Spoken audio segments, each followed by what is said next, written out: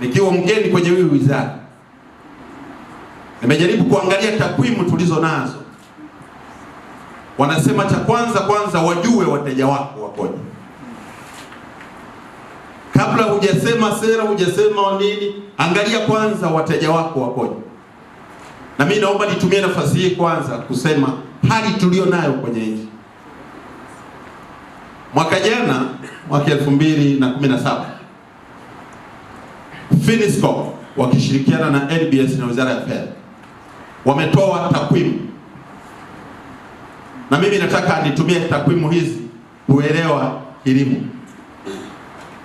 Cha kwanza wanasema hivi, mpaka hadi kufikia mwaka jana Watanzania tulikuwa tumefikia takribani milioni 54.2. Wakati huo, wakati tunapata uhuru, Tanzania ilikuwa na wananchi milioni 10.3 mwaka 61. Leo hii tuko sasa milioni 54.2. Na kwa sababu tumefika mwaka 2018, maana yake tuko karibu sasa tunaenda kwenye milioni 15. Ongezeko la Watanzania kwa mwaka sasa hivi ni 2.9. Kwa hiyo kama tutasema kuna sekta inakuwa chini ya asilimia hiyo, maana yake tutakuwa hatuzungumzii tatizo. Katika hao Watanzania milioni 54, mimi nikataka nielewe nguvu kazi hasa ni kiasi gani, wako wangapi?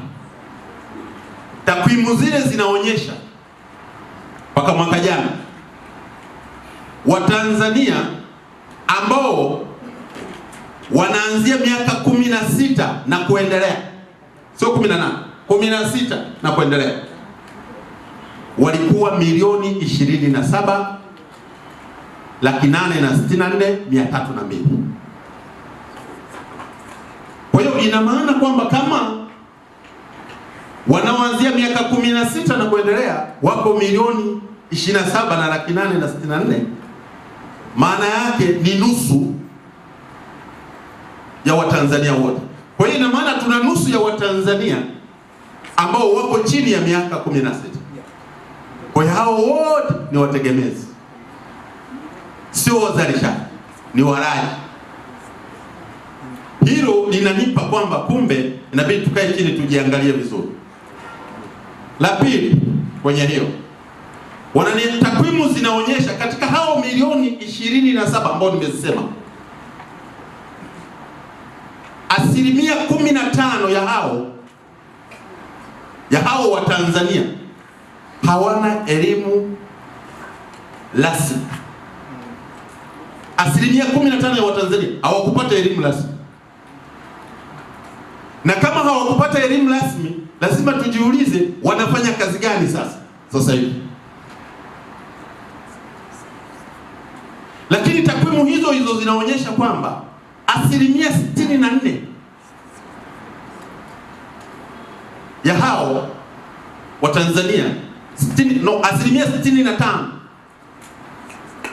ni 64.7 Watanzania hao elimu yao ya mwisho ni darasa 7.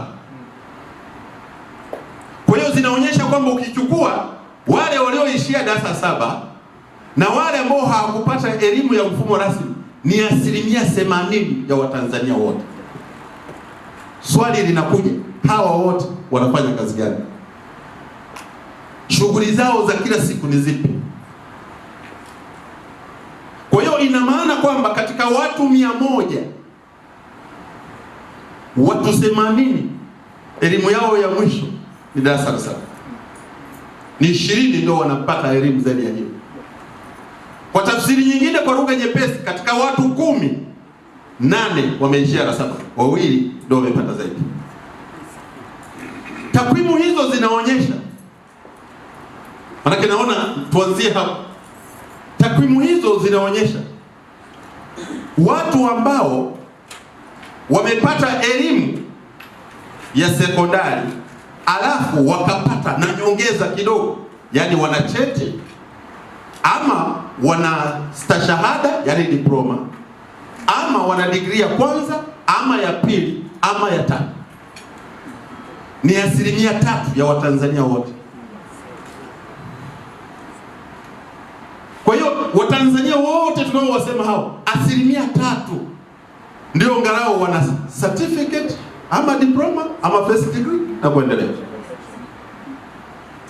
Hizo takwimu nilipozisoma zikanipa picha ni aina gani ya wadau unaenda nao kwenda kufanya kazi. Takwimu hizo zinaonyesha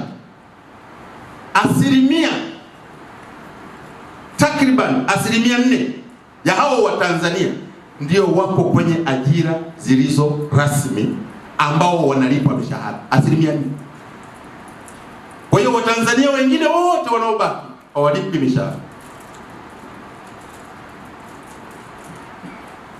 Lakini zaidi ya hapo wakasema ukichukua Watanzania ambao wao kukicha kazi yao ni kulima, wanategemea kilimo, na hapo sijajumulisha na uvuvi wala sijajumulisha na mifugo, ni 65.5%. Hao wanategemea kilimo. Alafu wale ambao wanategemea biashara ya mazao, wanachukua mazao yale, wanaongeza thamani, wanauza, wanafanya biashara, ndio wafanya biashara, lakini wanategemea mazao, ni zaidi ya 8%.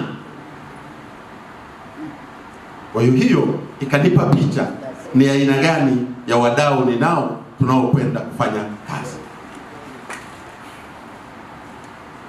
Ndugu mwenyekiti, hizi takwimu ni muhimu tukazielewa vizuri. Tunapotaka kuzungumzia changamoto za kilimo, tunapotaka kujenga nchi ya viwanda, lazima tujielewe kwanza tukoje. Na uwekezaji wa aina yoyote tunaotaka kuufanya, lazima tujione tunatakiwa tuweke wapi. Ndio maana nimeipenda sana theme. Nimeipenda sana kauli mbiu yenu, kilimo na maendeleo ya viwanda. Nimefurahia sana. Lakini bado najiuliza mimi. Juzi nilipokabidhiwa wizara, nikauliza, katika kilimo tuna mashamba mangapi makubwa na yameajiri watu wangapi? Tuna mashamba mangapi yako ngazi ya kati na yameajiri watu wangapi? Naomba niseme mheshimiwa mwenyekiti, nafikiri majibu bado yanaandaliwa, sijapata bado.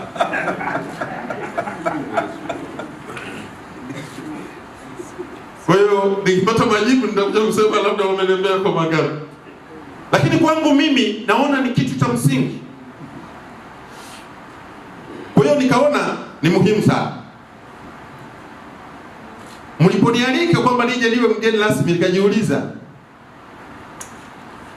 nikasema hii washa inaenda kujadili nini? Lakini nikaona ndio fursa pekee kwamba sasa tunakutana na wadau wote. Na mimi nimeanza hivyo, nataka kukutana na wadau wote, waniambie wanafanya nini, na sisi kama wizara wanafikiri tufanye nini ili wao wafanye vizuri zaidi. Mimi nilifikiri hili ndio kitu msingi sana. Kwa hiyo nataka nikwambie mheshimiwa mwenyekiti, ndugu mwenyekiti, hata hilo jina la mheshimiwa basi uendelee kulikubali. Tushazoea. Kwa kweli nasema ni washa muhimu sana. Ningekuwa na muda ningependa ningeshiriki kuanzia mwanzo mpaka mwisho ili na mimi nijifunze.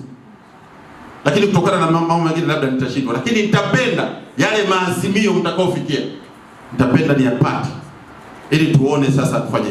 Lakini bado niahidi na kusudia kukutana na wadau mbalimbali katika sekta za kilimo kila maeneo ili tujadili maana ya kilimo na waniambie nini kifanyike kwenye kilimo. Nafikiri ndio njia pekee itakayoweza kutunasua. Katika wale wasomi ambao wako 3%, ukiondoa wizara ya kilimo, wizara ya elimu ambayo ina wasomi wengi, wizara inayofuatia kuwa na wataalamu wengi ni Wizara ya Kilimo, ndio yenye wataalamu wenu. Sasa tumewatumiaje hao wataalamu? Hilo ni swala lingine, majibu nafikiri wataniandalia. Lakini mwenyekiti, kwa ushahidi, napenda pia kutumia fursa hii kupongeza kwa dhati na kuunga mkono juhudi zinazofanywa na baraza lenu katika kutetea maslahi ya wakulima, maslahi ya wafugaji, maslahi ya wavuvi pamoja na wadau wengine katika mnyororo mzima wa thamani kwa lengo la kuongeza uzalishaji ambao ndio kitu muhimu sana katika kilimo. Tunataka kuongeza uzalishaji. Tukiongeza uzalishaji tutapata chakula cha kutosha, tutapata ziada, tutapata malighafi, itatusaidia. Lakini kilimo chetu lazima tuongeze tija. Kama ulivyosema, kilimo chetu hakina tija. Ukisoma kilimo kilivyobadilika katika nchi mbalimbali wenzetu walivyokibadilisha, ukisoma walichukua hatua gani, naamini kuna mambo mengi ya kujifunza wenzetu walipitia wapi. Tukianzia na nchi kama Uingereza, wao nafikiri walianzia na mapinduzi ya kilimo. Walikuwa wanaita Agrarian Revolution, ambao ndio Agricultural Revolution, ambao ndio ilikuja ikaleta mapinduzi ya viwanda. Ukija nchi nyingi, sitaki hata kuzisema, nyingi zilianza hivyo hivyo, lakini zilitilia mkazo tija. Kwetu tija bado iko chini. Mimi sina takwimu sawa sawa, bado sijazipata, lakini nimesoma haraka haraka, tija iko chini. Kwa hiyo moja ya kitu ambacho lazima tukisimamie kikamilifu ni kuongeza tija kwenye uzalishaji. Hili lazima tulisimamie kwa nguvu zote.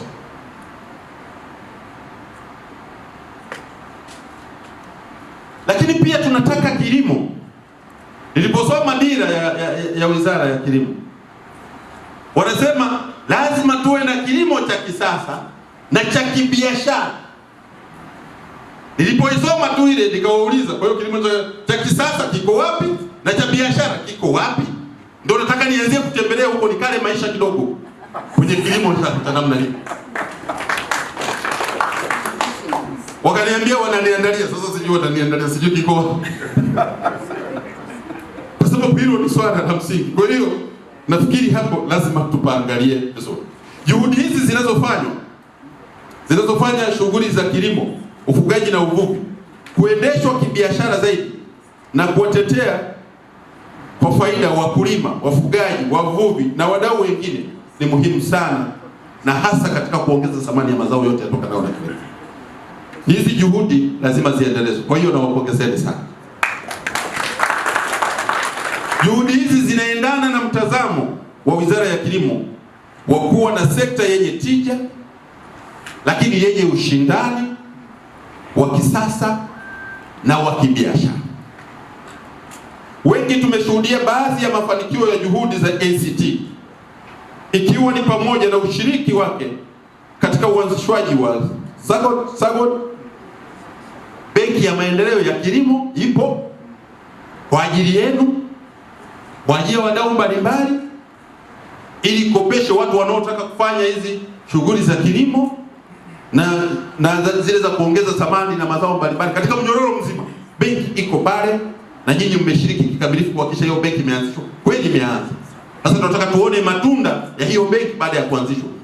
Tusiwe tena na tatizo kwamba kuna tatizo mara mitaji, mara nini. Lakini pia tumeona azma ya kilimo kwanza, na pia kuendelea kuhamasisha serikali kuongeza bajeti ya kilimo kila mwaka. Na mwenyekiti amesema bajeti ya kilimo iko ndogo, bajeti ya kilimo iongezeke. Mnasema mlikubaliana 10%, sasa sisi sijui ya 10%. Mimi sitaki calculate. Nitakalculate nitakapotengeneza bajeti ya kwangu ndio. Lakini nyinyi mnajua. Kwa hiyo hilo ni swala la msingi. Tumeimba kwa miaka mingi. Na mimi nimefarijika, inabidi nitafute vile vitabu nivisome vizuri. Tulipopata uhuru tulifikiri baada ya uhuru maisha yamekwisha, ni kuenjoy tukura maisha. Baadaye ndio rais wakagundua kwamba watu wamepweteka uhuru maana yake na kazi, ndio wakasema uhuru na kazi, uhuru na kazi, tukaimba uhuru na kazi. Na katiba ya Jamhuri ya Muungano wa Tanzania ilipotungwa ikasisitiza kila Mtanzania afanye kazi, na wakasema afanye kazi kwa ukamilifu na awajibike kikamilifu. Ukisoma katiba ya Jamhuri ya Muungano wa Tanzania ibara ya 25 inasema kazi halali ndio kipimo cha utu. Kwa hiyo mimi kwangu ukiniambia wewe ni mtu, nitakuuliza unafanya kazi gani? Sababu kazi ndio kipimo cha utu.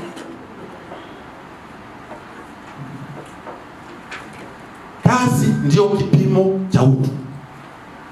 Kwa hiyo inatusisitiza wote tufanye kazi, na mimi naamini tukifanya kazi wote tukiwajibika, hali itakuwa ni nzuri.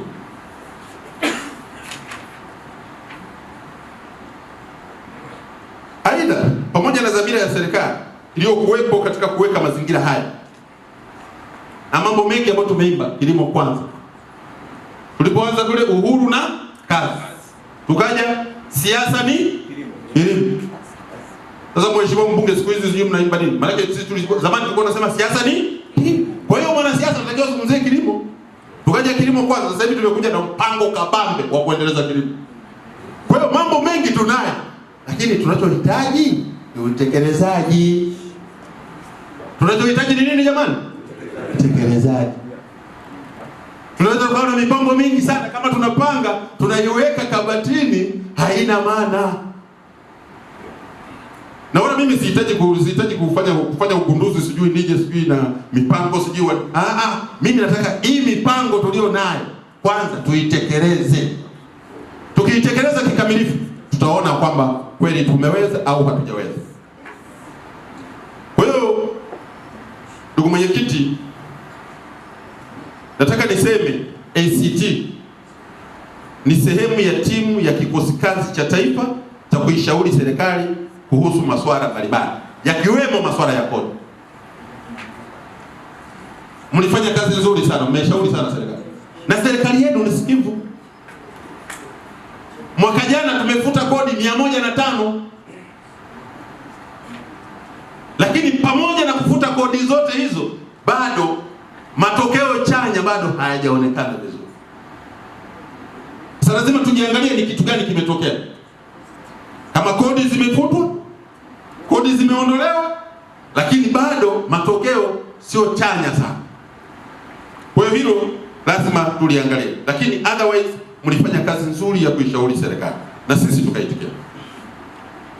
Lakini pia imekuwa ikitekeleza jukumu hilo bila kuchoka, ambapo kupitia ushauri huo katika mwaka wa fedha 2017-2018 na 2018-2019 serikali imepunguza tozo, imepunguza kodi nyingi sana katika sekta ya kilimo.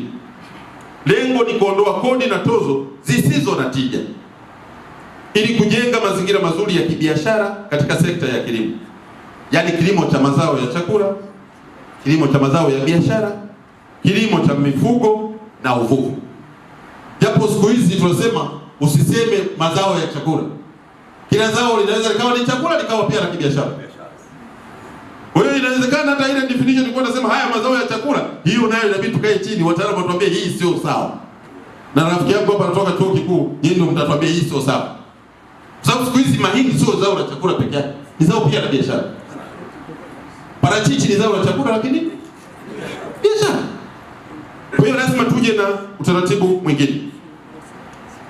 Ni kutokana na jitihada hizi za ACT katika kuona kuwa kilimo kinakuwa moja ya ajenda kubwa kitaifa, serikali kupitia Wizara ya Kilimo imekubali kuwa na makubaliano maalum na ACT, yani Memorandum of Understanding, kama ulivyosema mwenyekiti, kwa lengo la kufanya sekta binafsi kushiriki kikamilifu katika maendeleo ya sekta ya kilimo nchini. Na mimi nasema sekta binafsi ndio msingi wa maendeleo yetu. Hakuna namna nyingine yoyote. Kama serikali kazi yetu ni kutengeneza mazingira wezeshi, lakini lazima kuwe na ushirikiano na sekta binafsi. Sisi tunatengeneza mazingira wezeshi, na nyinyi mnatuambia hapa kuna kikwazo. Kazi yetu ni kuondoa hivyo vikwazo ili sekta binafsi ikue na itoe mchango unaostahili katika uchumi wa taifa letu.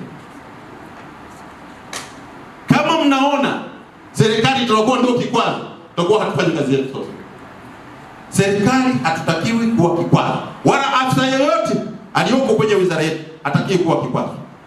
Anatakiwa wakati wote awe mstari wa mbele kukaa na sekta binafsi kuona nini kinatakiwa. Tawekea mifano miwili. Naweza nikawagusa wengine humu mwakaumia, lakini ni uhalisia ambao upo. Tuchukulie kiwanda cha Breweries. Breweries wanazalisha bia. Sasa hivi wana mkakati mkubwa wa kujenga kiwanda Dodoma kikubwa cha uzalishaji. Mimi nawauliza wenzangu pale, nawauliza, wakati hao wanakwenda kujenga kiwanda, mmeenda kukaa nao mkawauliza watahitaji nini? Wamewambia wanahitaji nini? Kama wanahitaji ni hariri, kama wanahitaji ni ngano, kiasi gani watahitaji, ili sisi kama wizara tukahamasisha watu kwenda kulima hicho kitu.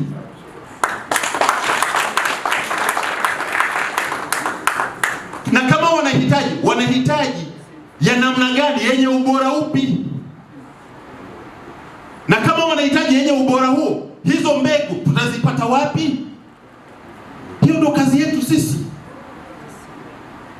Kama wanataka kujenga kiwanda na serikali inasisitiza kujenga viwanda, sisi tumekaa ofisini hatujakutana nao, maana yake tunafanya kazi, hatutekelezi yale yanayotupasa kutekeleza. Kama leo hii tunasema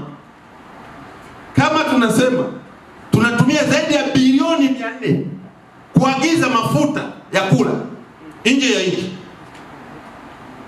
yaani sisi hatuna uwezo wa kuzalisha mafuta mpaka tutumie fedha zetu za kigeni kwenda kuagiza mafuta nje ya nchi. Najua nitawagusa wengine mnaoagiza, lakini ndio ukweli ulivyo. Sisi hatuwezi kuzalisha alizeti ya kutosha. Malaysia wanaongoza kwa michikichi ambao walichukua mbegu zetu kutoka wapi? Kutoka Kigoma. Dunia nzima wanaongoza, walichukua kwetu hapa. Sisi ambao tulitoa mbegu ndio tumeanguka kabisa. Sasa ndugu zangu, hebu haya tuyaangalie kwa mapana na marefu. Haingii akilini. Kuna nchi zimechukua zao la kahawa, zimechukua mbegu hapa, zimeenda zimepanda, zinazalisha vizuri kabisa. Ukiondoa Brazil, inayofuata ni nchi gani? Vietnam. Wamechukua mbegu kutoka kwetu. Sisi wenye kahawa, wenye mbegu nzuri, tunakwenda wapi? Mwenyekiti wa Private Sector Foundation alikuwa ananiambia, Mkonge miaka ile tulikuwa tunazalisha zaidi ya tani 200 na ngapi? 230. Miaka hiyo Tanzania duniani ilikuwa inaongoza. Leo hii miaka 57 ya uhuru tunazalisha tani ngapi? 35. Tunaenda mbele, tunarudi nyuma. Au huko ndio kwenda mbele? Maana mimi ni maswali najiuliza. Sasa lazima tuanzie hapo, kumetokea nini? Kama miaka hiyo tulikuwa tunazalisha tani 230, akili ya kawaida inaniambia sasa hivi tulitakiwa tu tunazungumzia kuzalisha tani labda 500 na kuendelea. Sasa ananiambia tunazalisha tani 35. Napata shida kidogo. Kwa ndugu zangu, nataka niwaambie yapo mambo mengi ya msingi lazima tuyaangalie kwa undani. Na haya hayawezekani kwa serikali pekee yake. There should be a strong synergy kati ya private sector na sisi. Na lazima tukae chini kwa pamoja tukubaliane hili tunafanyaje. Mimi sio mtaalamu, lakini ninachokijua tunataka kutatua nini? Tatizo. Hata nyinyi ambao ni wataalamu, nyinyi ambao mko kwenye industry, mko kwenye sekta, tukae chini tuseme tufanye nini? kumheshimu sana baba wa taifa wa nchi ya Singapore Lee Kuan Yew, ambaye ndiye ameikongoja, ameitoa Singapore mwaka 63. Tanzania tulikuwa tunawazidi kwa maendeleo mwaka 63. Lakini ilipofika mwaka 96, Singapore ilikuwa nchi ya 3 duniani kwa maendeleo. 96. Na yule jamaa ameandika kitabu kubwa lina kilo kama 4 hivi. Inaitwa From the Third World to the First World. Na ameeleza alipoweza kuitransform ile nchi. Lakini moja ya mambo aliyoyafanya mbona ya heshima, alisema hivi, alipoingia madarakani kama waziri mkuu wa Singapore. Wenzetu wanatumia waziri mkuu, the head of the government. Akasema, aliita wataalamu, akaambia mimi ni waziri mkuu wa nchi. Hakuna anachokielewa. Mimi sielewi chochote, lakini na mambo mawili tunaelewa. Naelewa wa Singapore wanataka maendeleo. Na nchi inahitaji kuendelea. Namna gani itaendelea? Kitu gani kifanyike? Sijui. Kama wataalamu mniambie sasa tufanye nini. Na mimi naamini hivyo. Ili kilimo hiki kitoke, nyinyi mtuambie. Mimi sielewi namna gani tunaweza kufanya, lakini mniambie tutatokaje. Nataka tukitoka hapo, mimi nikitoka, kama bahati nzuri nafika labda mpaka miaka 2, nikitoka niseme watu wangapi wako kwenye sekta ya kilimo na wameajiriwa. Tuna mashamba makubwa mangapi, mashamba ya kati mangapi, tumeongeza vipi tija. Hayo ningependa yakivipi. Na hapo ndio tutasema tunakwenda mbele. Kama ni viwanda, tunataka tuone ni viwanda vingapi vimeanzishwa ambavyo sasa vinaongeza thamani ya mazao yetu ya kilimo. Kwa ndugu zangu, nataka niseme yapo mambo mengi ya msingi ambayo tunatakiwa kufanya kwa pamoja. Kwa makubaliano hayo, ndugu mwenyekiti, mimi nasema niko tayari wakati wote tuzungumze. Tuweke sera kwa pamoja. Kwa hiyo kama nilivyosema, nimeambiwa kuwa mada kuu katika washa hii ya leo, kilimo na maendeleo ya viwanda. Kwa mkitoka hapo kila mtu atakuwa ameelewa. Lakini pamoja na kuelewa, sisi kama serikali, nilikuwa nasikiliza washiriki kutoka serikali, kutoka Wizara ya Kilimo. Namsikia mrajisi ile msaidizi wa vyama vya ushirika yupo. Wengine wote hawapo. Hapo huko ndio wanatekeleza, wanasimamia sera. Alafu nyinyi mtaongea mambo mazuri, mtajadili. Maana ukijadiliana, huyu atatoa wazo la kwanza, huyu mwingine atakuja na wazo lingine. Tukiyagonganisha hapa tunapata wazo la tatu ambao ni bora zaidi. Linaboresha ile ulichokuwa nacho kichwani. Sasa wao hawataboreka. Mawazo watakuwa nayo yale yale. Ndio maana nikasema haya maazimio mniletee. Uwezo wa kuyasimamia nitakuwa nao. Kwa ndugu zangu, naomba niseme washiriki wote mlioko hapa, mjadili kwa dhati na kwa moyo wa uzalendo, bila kuogopa. Tujadiliane ni namna gani tutaboresha sekta yetu ya kilimo, ni namna gani tutaongeza tija, ni namna gani nchi itaweza kupata chakula cha kutosha, tusiwe na njaa, ni namna gani tutauza chakula cha ziada, ni namna gani tutaongeza thamani ya mazao haya.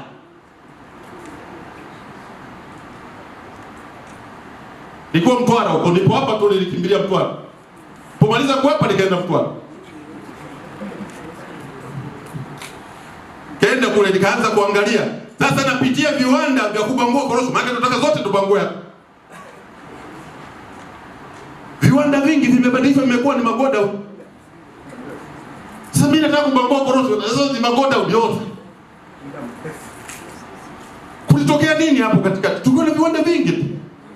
Havipo. Inawezekana shetani alishakula viwanda vyote. Tunataka kuzalisha, tunazalisha ili iweje? Ili watu wale. Tunataka watu ufanye kazi kwa bidii ili iweje? Tunataka ufanye kazi kwa bidii ule maisha. Tunataka kujenga uchumi imara. Uchumi imara unajengwa ukiongeza consumption. ukiongeza ulaji.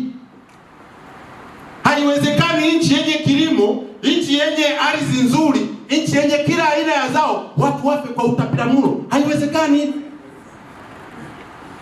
Au inaleta maana hiyo kweli? Haiwezekani kila siku tunazungumzia tunaongeza bajeti ya madawa na kutibu. Lazima tutatue tatizo, watu wale vizuri, washibe, wale chakula bora, na hiyo ndio itatufanya wawe na afya na wafurahi. Niko naangalia wenzetu wengine walipokuwa wanajitambulisha, wengine wanajitambulisha kwa masikitiko. Yaani wanajiona kama wako kwenye sekta ambayo sio sahihi. Nani aliyekwambia? Hii ndio sekta ya Watanzania wote. Karibu takriban 80% tuko huko. Sasa huwezi ukafanya kazi kama huna raha. Kwa hiyo mfurahie. Lakini tuongeze ulaji wa ndani. Ziada tutauza nje. Tuko pamoja jamani? Consumption ndio msingi mkubwa wa uchumi. Na nimefarijika kuona wapiga kura wangu wapo hapa wakiongozwa na Chenza. Chenza ametoka? Ametoka? Lakini yupo, nimemwona na mwingine yupo pale. Sasa tukahimize hilo. Kwa ndugu zangu, mimi nataka kusema tukitengeneza mazingira mazuri ya biashara, tukatengeneza masoko ya uhakika, nchi yetu itakuwa ni kivutio muhimu sana, na tutakuwa tumeongeza tija kwenye kilimo, na automatically viwanda tutakuwa vimekuja. Kwa mimi niwaombe, kutokana na takwimu ambazo zipo sasa hivi, najua watu wengi hamna hizi takwimu na mtaniuliza, lakini mimi sitaki mniulize, mimi nataka kuambia takwimu zilizopo. Wakati serikali ya awamu ya 5 inaingia madarakani, sekta ya kilimo, kama nakumbuka vizuri, ilikuwa inakuwa kwa 1.9 kitu kama hicho, kama nakumbuka vizuri, sikumbuki vizuri. Lakini sekta ya kilimo ikaongezeka, ikawa 2.9, ikawa 3 ngapi, ikashuka 2.7. Mwaka huu tuliona sekta ya kilimo imekuwa kwa 7.1. Mbona mshangili? Au hamziamini takwimu? Mimi ndio nasema imekuwa kwa 7.1. Najua mnaanza kuuliza wapi imekuwa. Hilo sio la mimi, nasoma takwimu.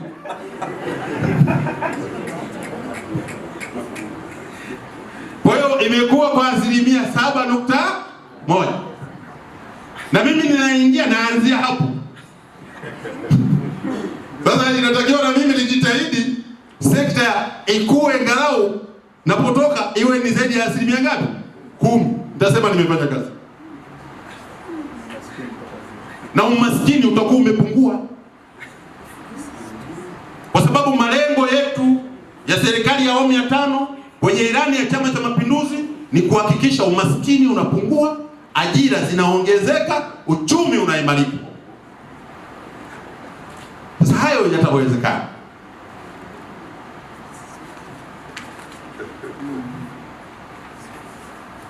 Kwa ndugu zangu, mimi ninachotaka kusema, mambo ni mengi. Mwenyekiti nayo mengi ya kusema. Hotuba yangu imejaa vitu vingi na mimi sitaki kuyasema. Atakayetaka hotuba yangu nitampa. Lakini mimi swala la msingi ambao tukubaliana, kwa takwimu nilizozitoa, ni wazi kwamba nchi hii bila kilimo haiwezi kuendelea. Na bila kilimo huwezi kupunguza umaskini. Takwimu zile ambazo nilikuwa nazisema zinaonyesha 28% ya Watanzania wanaishi kwenye extreme poverty. 28% ya Watanzania wanaishi kwenye hiyo. Kazi yetu kubwa ni kuhakikisha hawa wote sasa wanatoka kwenye hiyo, ili tupunguze umaskini. Tutapunguzaje umaskini?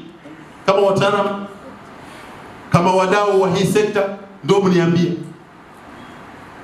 Na mimi nataka nisikilize kwenu, nyinyi mtuambie tufanye nini ili na sisi turekebishe kanuni zetu, mambo yote yaende sawa sawa. Tupunguze umaskini, tuwafanye Watanzania wawe na furaha, tuwafanye Watanzania walioko kwenye sekta ya kilimo wajisikie kwamba wako kwenye sekta sahihi. Sasa hivi watu wengine tulifanya makosa mahali fulani, mwenyekiti, tukafikiria ambao hawakusoma ndio wakae kwenye kilimo. Uongo. Tulikosea. Huyu ambaye hakusoma unataka kae kwenye kilimo, atalima kilimo cha kisasa? Hawezi kuelewa. Unazungumzia tija, hakuelewi. Unazungumzia sijui apande kwa kilimo cha kisasa, sijui spacing, sijui mbegu bora. Hawezi. Yaani unazungumza vitu ambavyo hawezi kuvielewa. Kwa sababu tulikosea. Na ndio maana hata vijana wengi waliomaliza vioni sasa hivi wanasema hamna nini? Ajira. Hivi lakini Tanzania hali zimeisha. Hali zimeisha Tanzania. Ni nchi pekee ambayo ukitaka kulima leo unapata maekari unayotaka kunalima kwa nguvu zako. Sasa swali linakuja, kwa nini sasa hatuna kazi? Tunao sekta ya fedha ziko nyingi zimekaa. Huko nyuma ni kweli mabenki yetu yote yaliconcentrate mijini. Na mengine yalipogundua kwamba ukinunua zile zamana za serikali unaweza ukafanya biashara hata bila kwenda vijijini. Kwa mabenki hayakuwa na shida kuja huko. Hayakuwa na shida kwenda kusaidia kilimo, kusaidia nini? Ambao ni very risky. Hakuna insurance, hakuna nini, unawakagani watakulima hao. Huyu mtu mwenyewe analima, hana uhakika mvua ikikatika amekwenda na maji. Ukiwa na mafuriko maisha yamekwenda mwaka mzima. Kwa mabenki yaliconcentrate mijini. Ndio maana tumesema mabenki sijui nini na nini ili kumanage proper sector ya kilimo yaende vijijini. Kwa tumepunguza ile kununua zamana za serikali sijui na nini. Sasa hivi ndio yanahaa kuhangaika, si ndio? Lakini na Watanzania tujifunze sasa kuwa waaminifu. Walio wengi walikuwa wanakopa, wakikopa hawalipi. Nimeangalia kule kwenye zana za kilimo. Kuna madeni yako mengi, walikopa, wengine wamekopeshwa matrekta. Watanzania wanafikiria kikopa akimbie. Sio njia. Dawa ya deni ni kulipa deni. Tuwe waaminifu. Kopa, lipa. Biashara haiendi vizuri, kakae na aliyokukopesha. Unaona biashara yangu inavyokwenda iko hivi jamani, mambo hayaendi sawa sawa. Naomba niongeze muda wa kulipa. Yanazungumzika. Sio kukimbia kulipa madeni. Oni waombeni wadau. Mnapokopa mlipe madeni. Kazi ya serikali tutahakikisha interest rates, viwango vya riba vinashuka ili kuwawezesha nyinyi muweze kukopa vizuri. Lakini ili kuwawezesha, kwa sababu huwezi ukakuza kilimo interest rate, viwango vya riba 15%, 17%, 20%. Huyu mtu akikopa miaka 4 tu akikana zile hela analipa mara 2 ya ule mtaji. Atafanya biashara gani mpaka alipe mara 2? Kwa hiyo kuna mambo ya msingi ambayo lazima tuyaangalie kama serikali na tunayarekebisha ili kusudi tuhakikishe sekta ya kilimo na mnyororo mzima wa uongezaji thamani ufanye kazi sawa sawa. Kwa ndugu zangu, mimi naomba niseme, ninayo mengi ya kusema, lakini kwa sababu ya muda nafikiri haya machache yanatosha. Na washukuru sana kwa kunisikiliza, na nitangaze kuwa sasa washa yetu imefunguliwa rasmi na nawatakia ushiriki mwema. Asanteni.